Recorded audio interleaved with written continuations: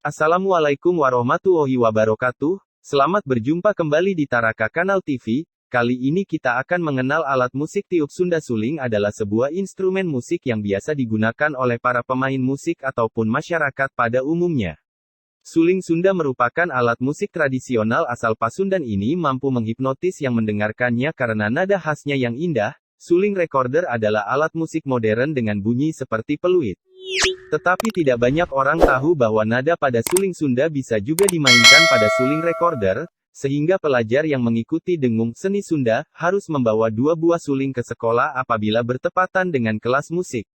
Identifikasi nada antara suling Sunda dan recorder ini adalah sebuah sistem yang digunakan untuk membandingkan dan mencocokkan frekuensi nada yang sama antara suling Sunda dan suling recorder, agar musik yang dimainkan di suling Sunda bisa juga dimainkan di suling recorder. Penelitian ini dibuat dengan menggunakan algoritma Mel Frequency Cepstral Coefficient (MFCC) sebagai metode proses ekstraksi ciri dan algoritma Dynamic Time Warping (DTW) sebagai identifikasi nada dengan perbedaan waktu pada saat perekaman. Berdasarkan hasil penelitian yang dilakukan, sistem mengidentifikasi nada suling Sunda ke suling recorder dengan total tingkat akurasi sebesar 70% dengan data latih diambil dari seorang ahli, dan sistem gagal mengidentifikasi nada suling Sunda ke suling recorder dengan total 30%.